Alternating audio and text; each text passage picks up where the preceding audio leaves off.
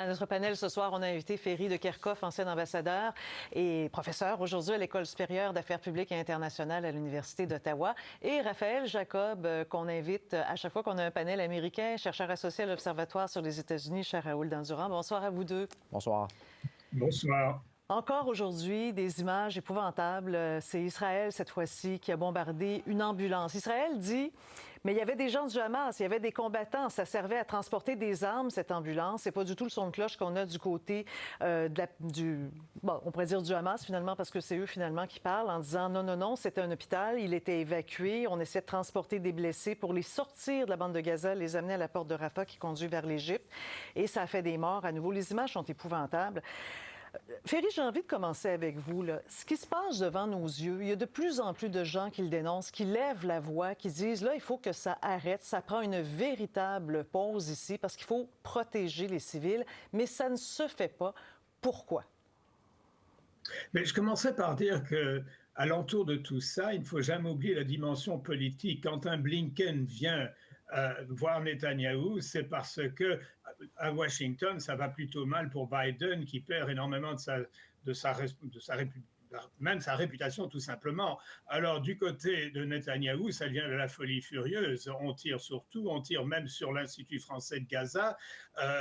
C'est vraiment terrible. Si vous voulez, la politique l'entraîne parce que pour Netanyahou, il essaie de sauver sa peau, bien plus que les pauvres civils qui sont massacrés. Alors c'est vraiment une dimension totalement différente sur laquelle je crois qu'il faut malheureusement penser parce que c'est la population qui en souffre le plus. La pause humanitaire, elle n'aura pas lieu parce que Netanyahou dit « je veux que tous les otages soient libérés ». Alors on est dans cet enchaînement qui permet à Netanyahou de bombarder continuellement parce que évidemment les otages ne sortent pas parce qu'il y a une négociation qui n'a pas lieu. Le Qatar n'arrivera jamais à faire ce qu'on avait fait pour Shalit il y a 10 ans. Alors, c'est vraiment ça la différence, la dimension politique qui commence à l'emporter sur le véritable humanitaire qui est fondamental. Et on a beau demander une pause, elle n'arrivera pas. Et je ne sais absolument pas quand il y aura la possibilité de venir en aide à ces pauvres gens qui sont massacrés tous les jours. Monsieur Blinken, on va faire jouer un extrait justement parce qu'il en parle de la pause. Il s'est rendu en Israël en disant, là, il faut...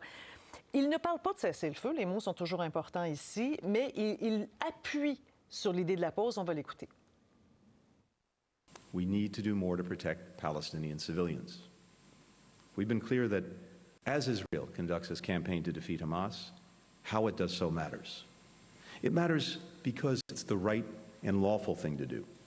It matters because failure to do so plays into the hands of Hamas and other terror groups. There will be no partners for peace if they're consumed by humanitarian catastrophe and alienated by any perceived indifference to their plight. Bon, Raphaël, alors clairement, il demande une pause, mais en même temps, la Chambre des représentants, elle vote un budget, 14 milliards, pour soutenir Israël. On présume que c'est pour de l'armement. Alors, c'est quand même étrange de dire je demande une pause, mais je n'utilise pas le levier que j'ai, parce que je leur fournis quand même beaucoup d'argent. On aurait pu mettre ça de façon conditionnelle, non? Effectivement. Soit dit en passant, avant d'aller plus loin, on pourra se parler dans un instant, Julie, de la question de la Chambre des représentants. Il faut spécifier que le Sénat n'a pas approuvé le projet de loi en question et presque assurément ne l'approuvera pas. Donc, le 14 milliards, ce n'est pas demain qu'on va le voir concrètement. Ça, c'est une chose. Avant d'aller plus loin, une fois que ça s'est dit, je tiens vraiment à revenir sur le point que l'ambassadeur de Kharkov a mentionné par rapport à la dimension politique aux États-Unis.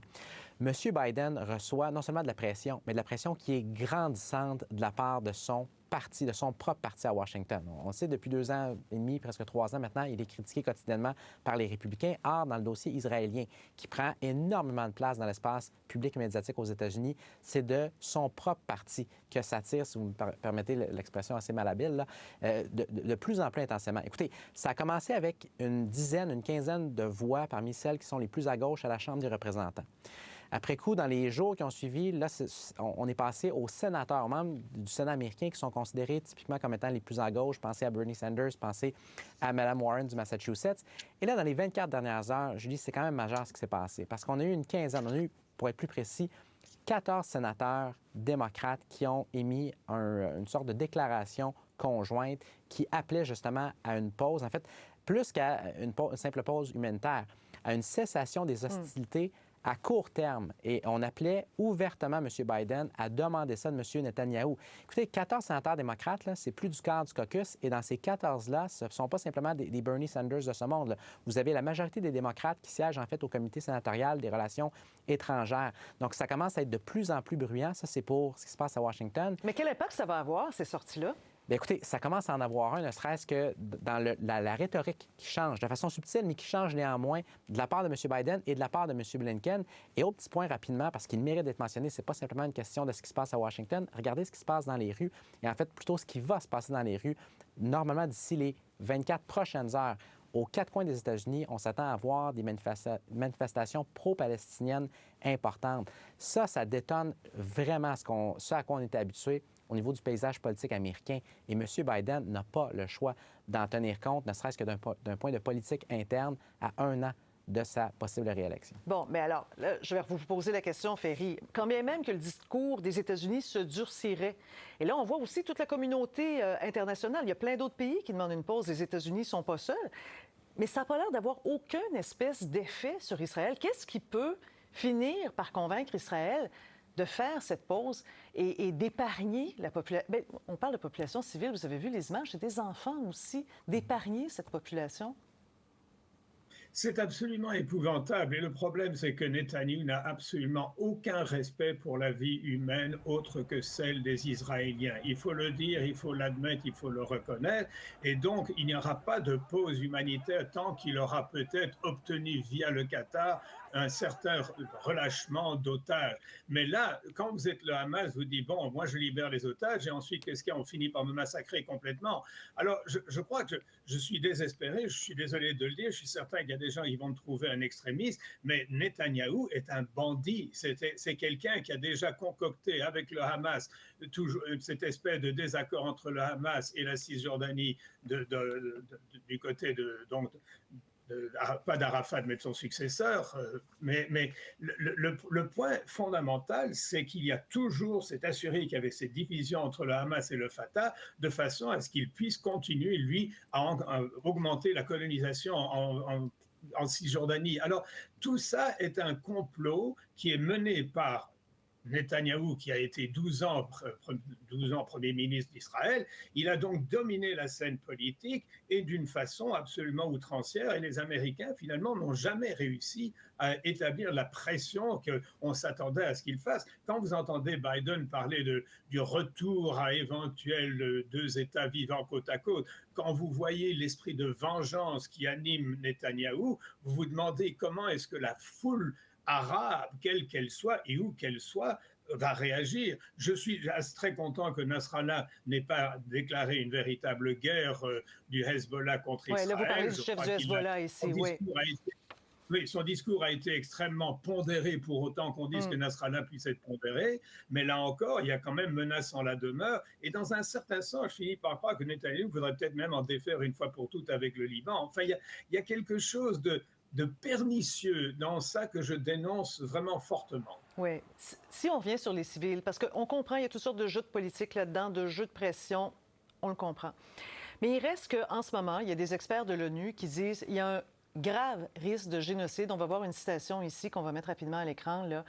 Il y a des gens qui s'inquiètent, qui se disent ce qui est en train de se passer, ce n'est pas un contexte de guerre. Là. Voyez-vous, ça dit « Nous restons convaincus que le peuple palestinien court un grave risque de génocide. Il est temps d'agir. Les alliés d'Israël portent également une responsabilité et doivent agir maintenant pour empêcher son action désastreuse. » Raphaël, est-ce que dans quelques années, on risque de se dire et qu'on aurait dû, vous comprenez, de vivre avec une sorte de honte collective en disant on avait ça sous les yeux, ces images-là, puis on n'a pas bougé? De façon très prudente, Julie, simplement répondre « souhaitons que la réponse soit non ».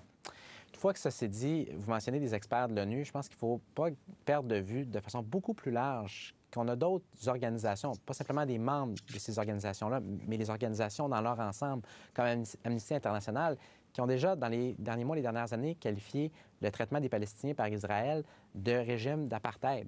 Donc, lorsqu'on regarde à plus long terme et on reprend la question que vous avez posée au début, Julie, c'est-à-dire qu'est-ce qui peut être fait pour obtenir un cessez-le-feu? Qu'est-ce que les États-Unis peuvent dire? Qu'est-ce que les grandes puissances peuvent dire? Écoutez, à plus long terme, on s'entend que ça fait à peu près 20 ans, sinon plus, notamment qu'à Washington, on voit la solution potentielle de 2 États comme la solution à long terme. Pouvez-vous me trouver une personne saine d'esprit aujourd'hui qui croit que dans le court, pour ne pas dire le moyen terme, il y a qui que ce soit à Washington qui va être en mesure de convaincre le gouvernement israélien actuel de même considérer une solution à deux États? La réponse me semble assez clairement non. Donc, c'est pas que simplement dans le court terme, on a de la misère à mettre le couvercle sur ce conflit-là. C'est que c'est très difficile, certainement depuis le dernier mois, d'entrevoir une fin de situation tragique telle que celle qu'on voit depuis les dernières semaines. Donc, un mot de la fin ici, vraiment en quelques secondes, Ferry. Avez-vous l'impression, finalement, on est tous pris dans un engrenage, dans une spirale, et on est incapable de l'arrêter? Je dirais, moi, qu'effectivement, la solution à deux États est la seule possible, mais dans la façon dont c'est géré par Netanyahou, elle n'arrivera jamais et on arrivera un jour à une déflagration encore beaucoup plus grave. Il ne faut pas oublier que nous vivons dans un monde au Moyen-Orient qui n'est pas fait de démocratie et qui est très explosif. Et la situation humaine pour les régimes arabes, de voir la façon dont les Palestiniens se font démolir littéralement dans un contexte de génocide, à un moment donné, la foule va réagir. Je me souviens toujours qu'en Égypte, quand on parlait de ce qui se passait avec la foule, il fallait en tenir compte parce que sinon, les régimes eux-mêmes sont menacés. Ça conclut. Merci. Merci pour cette discussion avec nous, pour nous aider de mieux comprendre, même si la situation est extrêmement difficile. Merci, Ferry, et merci, Raphaël. Merci. Merci.